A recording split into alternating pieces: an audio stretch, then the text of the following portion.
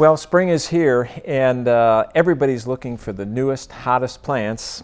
And look in any catalog or watch any commercial, and you know that there's lots of new plants out there for us to pick for this year.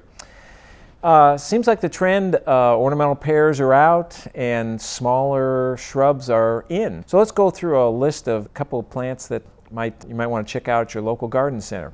First of all, the glossy Abelia. Lots of new introductions, and again, it's primarily for a reduction in size, just to make them a little bit better fit for our smaller landscapes, and some different foliage color. Butterflybush, Buddleia, still a garden favorite, but one complaint has just been they can be rather large and rangy. The University of Arkansas has an excellent breeding program through the efforts of Dr. John Lindstrom, and his introduction that hit the market with a storm last year is called Asian Moon.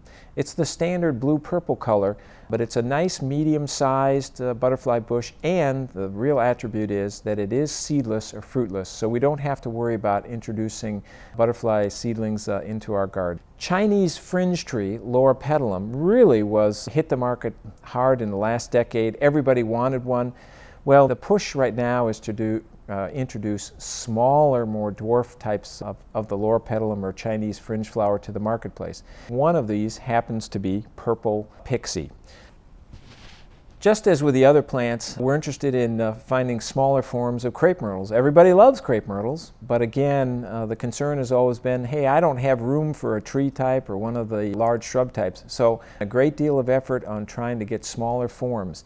In the state of Arkansas, we also have a local breeder, Bob Hambuchen in Conway, who's introduced a number of low or very dwarf types to the marketplace. One is called Orchid Cascade, and the other is Rosy Carpet. Hydrangeas continue to just captivate the market. It seems like every garden magazine, every issue has a new hydrangea variety being introduced. One that caught my attention in a recent garden magazine was called Incrediball, and so supposedly the head of the hydrangea is larger than certainly a basketball.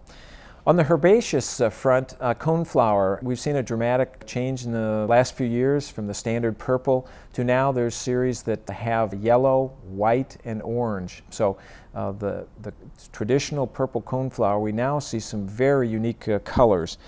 Coralbells, traditionally Coralbells have not done very well in central and south Arkansas because of our summer heat, but a number of breeders looked at our native Coralbells, Heuchera, which is very heat tolerant, and it's called Heuchera villosa. And from that we now see a number of wonderful plants being introduced to the marketplace, and one of these is called Caramel, and it just has a very nice soft kind of a caramel color. And finally, Euphorbia Diamond Frost hit the market with a storm about 5 years ago.